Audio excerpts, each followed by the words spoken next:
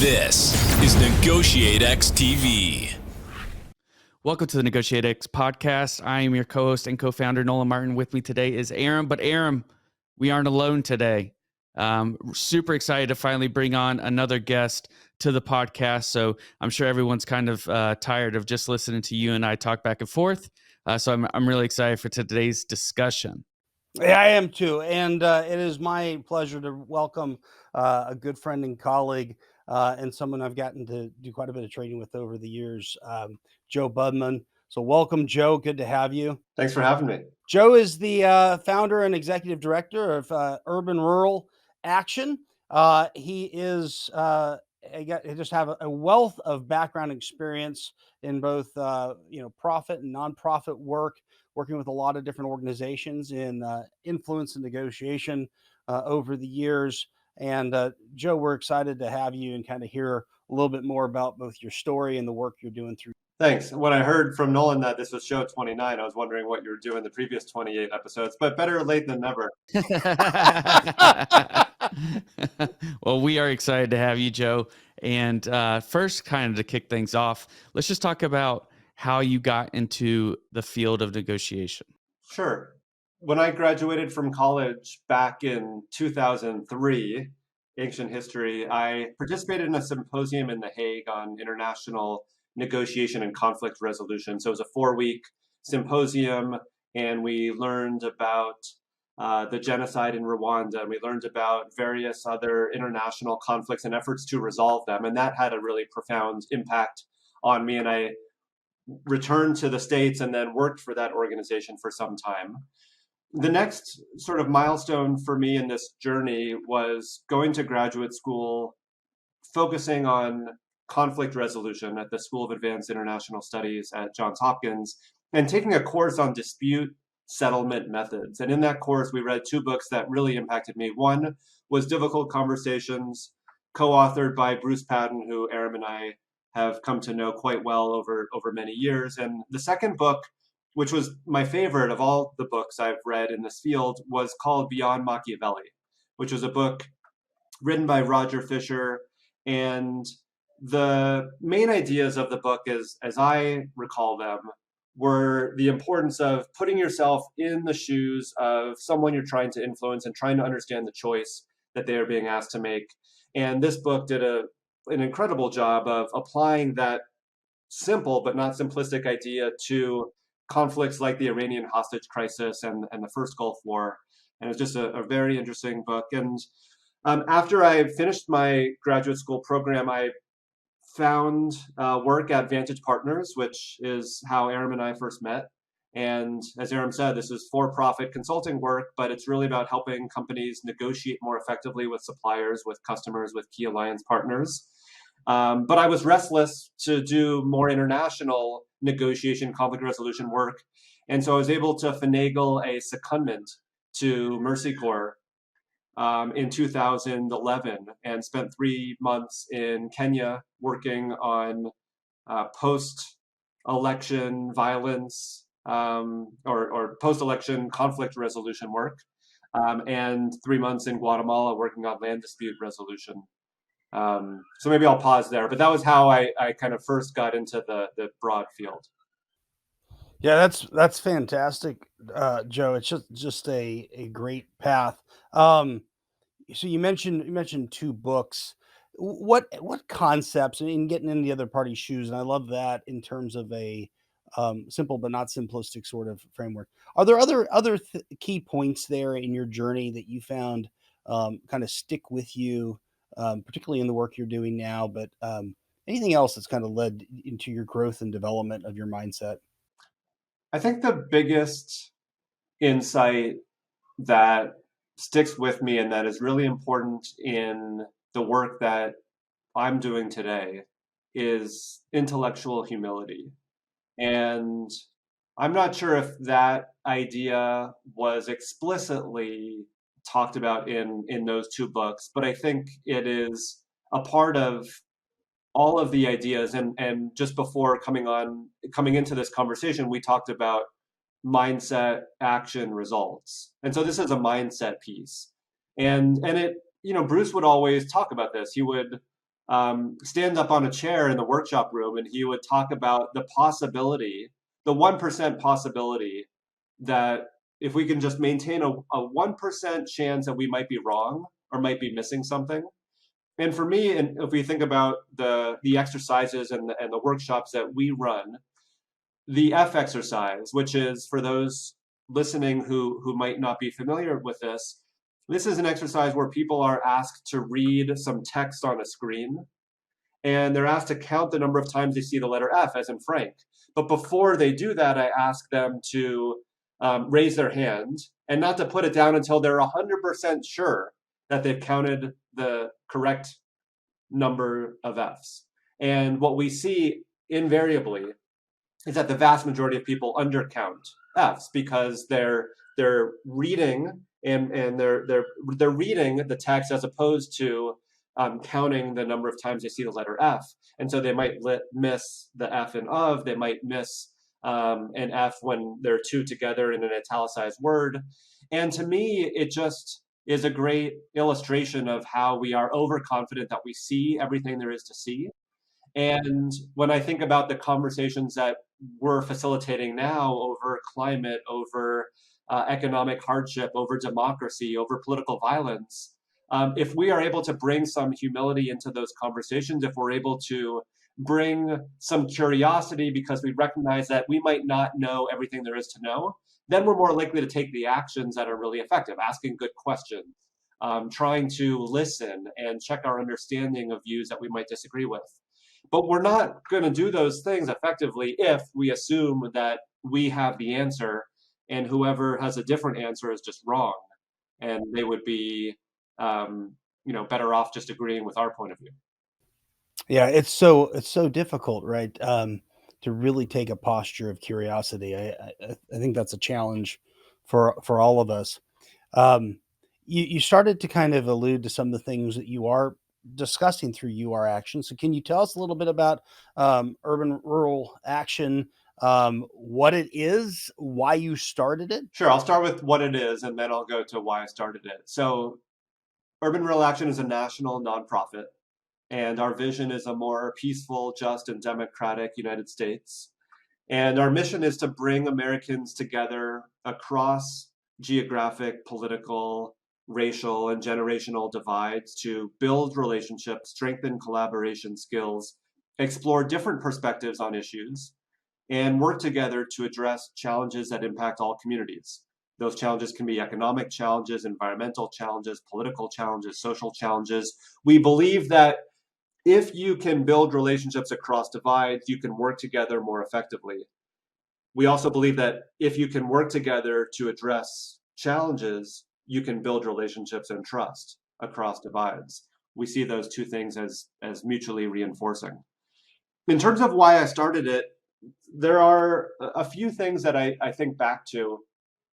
One is that in my work at Mercy Corps 10 years ago, 11 years ago, when I was in Guatemala, there was a program to help resolve land disputes. Land disputes in Guatemala are quite common because the owners of land, the property rights, the titles to those land, it's just not always clear. There aren't good records. There are competing historical records.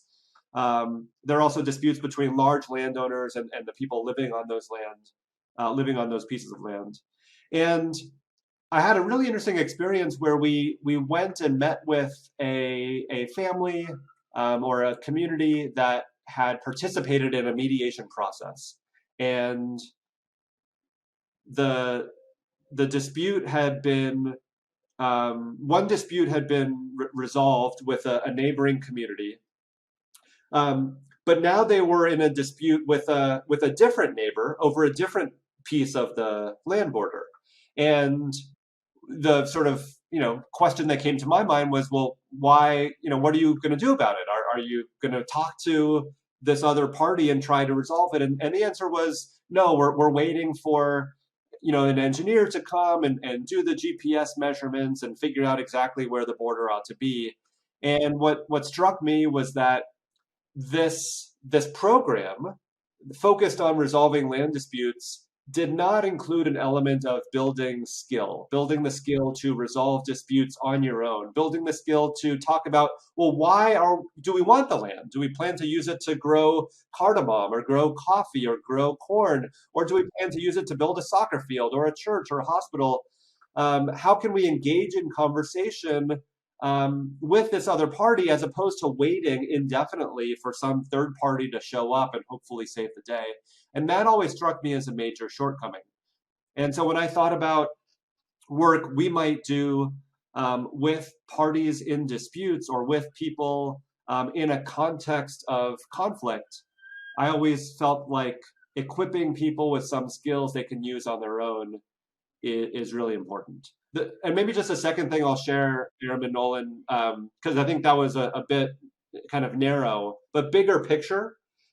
The work that I have done over the years for Mercy Corps, which is an international NGO, non-governmental organization that merged with the conflict management group back in 2004, has been to prevent organized violence in East Africa, West Africa, Southeast Asia, Central America, the types of places, Aram, where I know you've served in your career. And what struck me over the past several years is that the conflict dynamics that exist in those countries exist in the United States as well.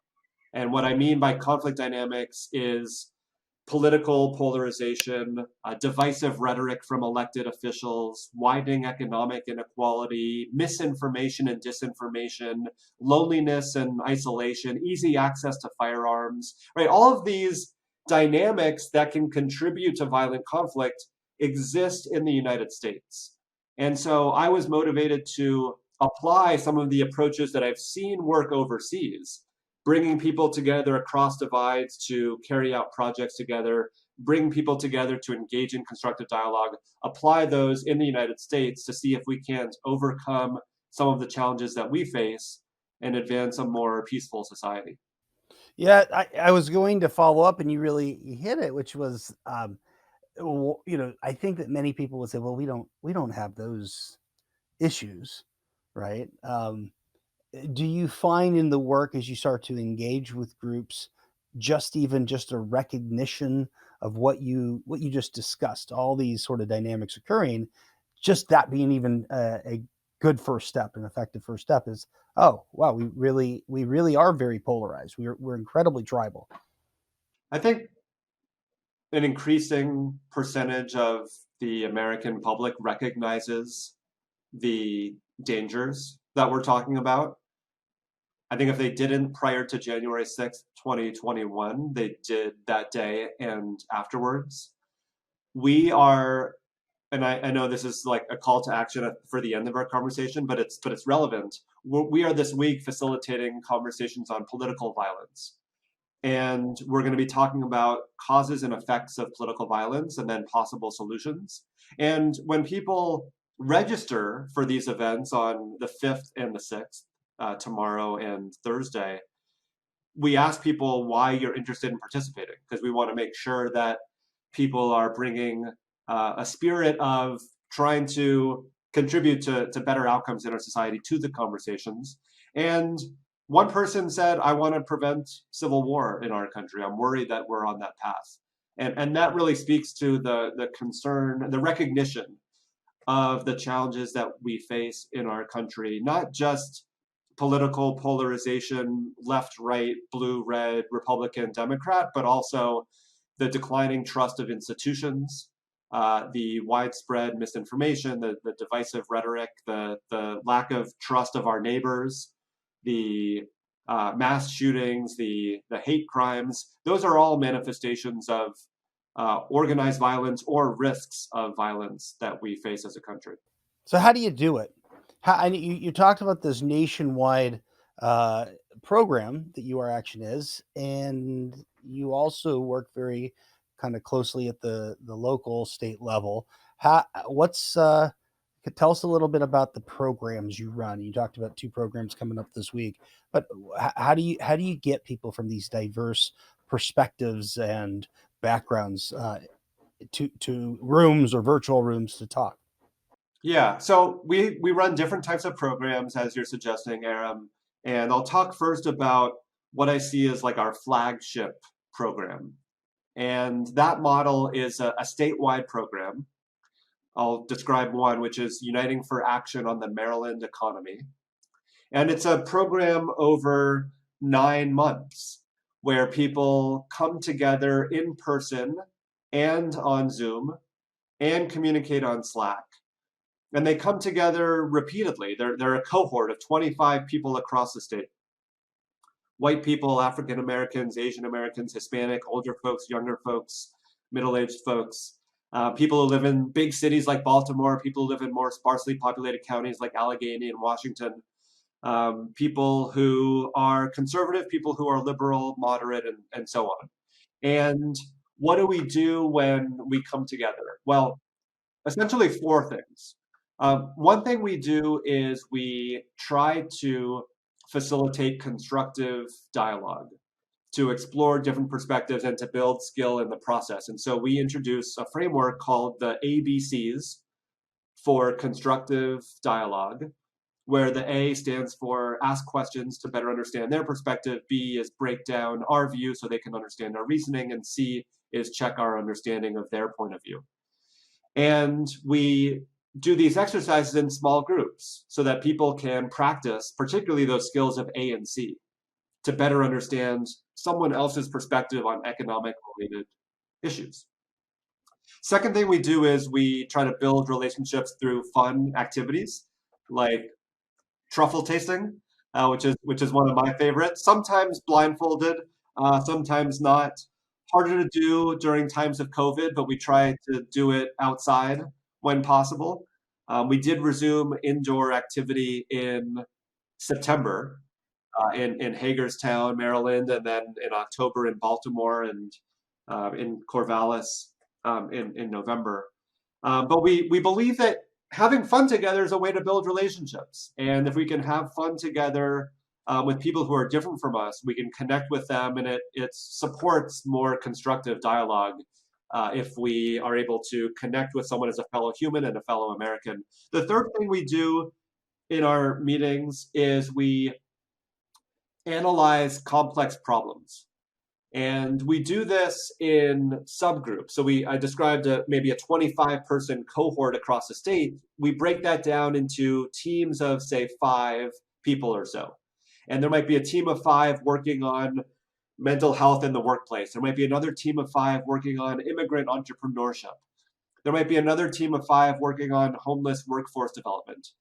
And we introduce a framework called the problem tree analysis. And it's a 3-step process to help people analyze complex societal issues. Step 1, define the problem.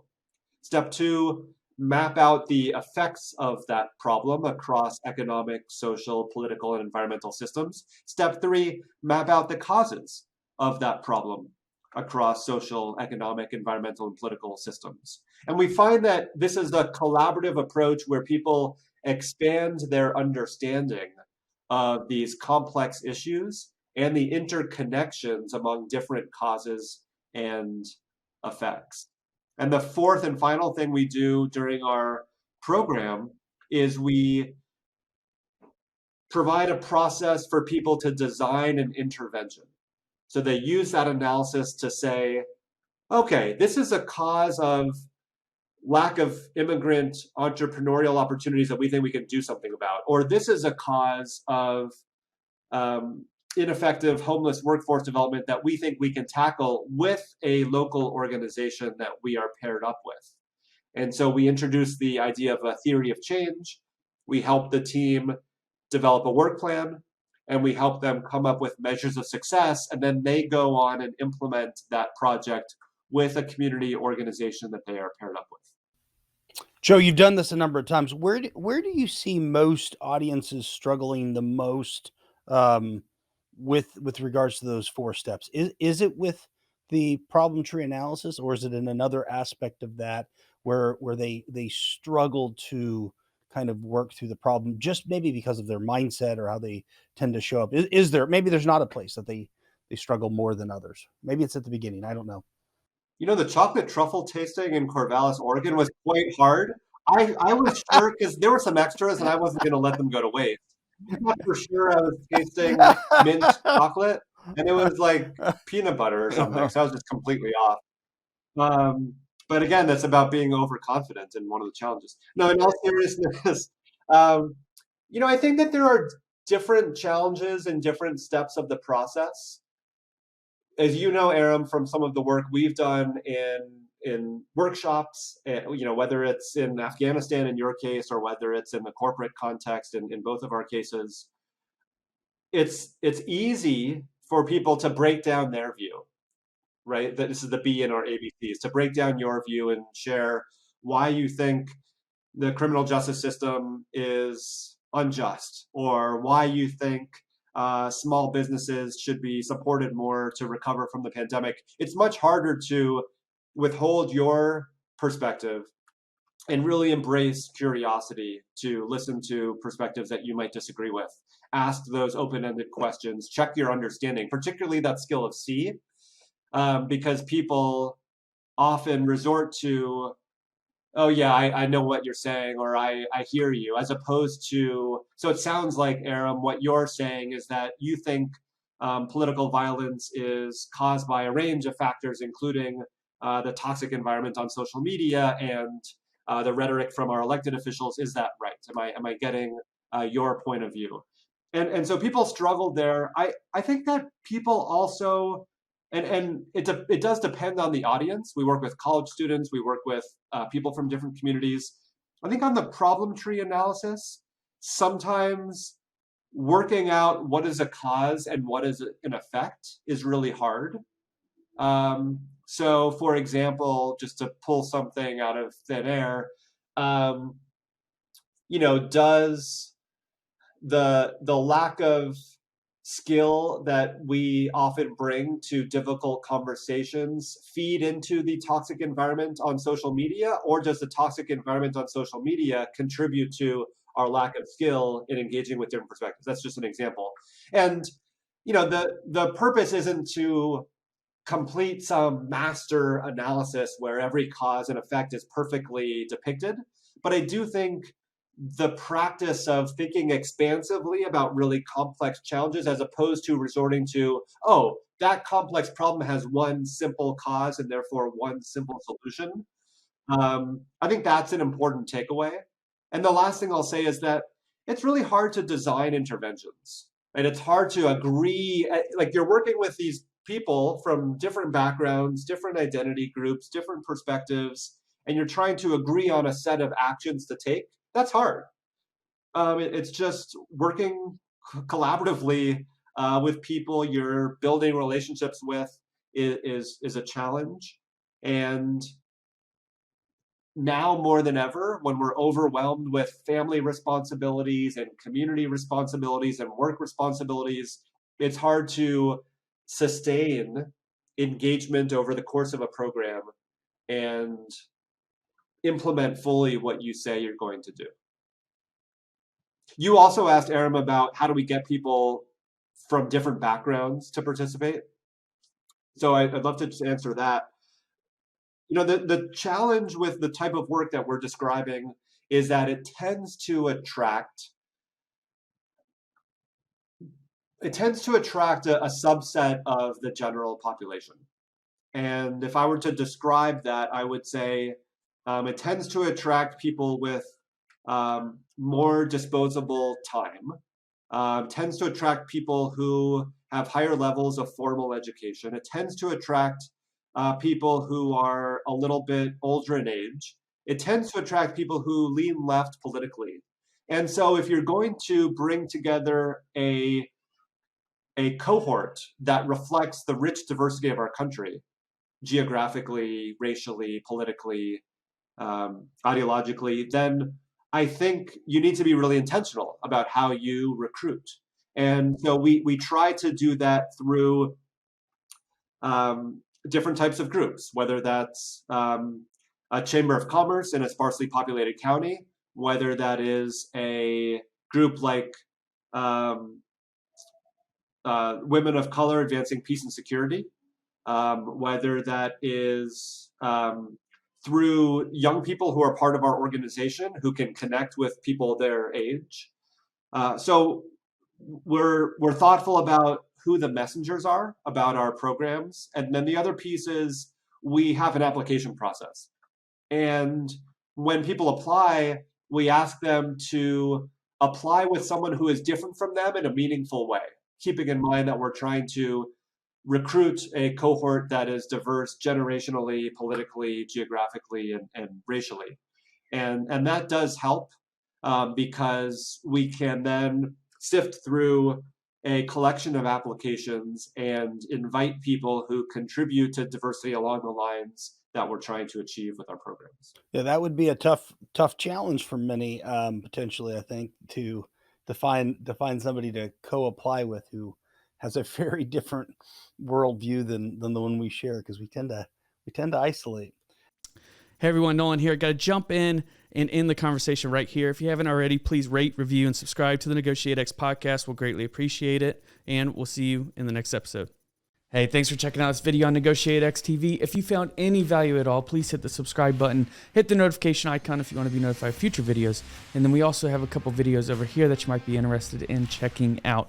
If you and your small business, your team, are looking to get negotiations or leadership training, then you can head over to NEGOTIATEx.com and learn more about the coaching services we offer. Thanks, and I'll see you over in the next video.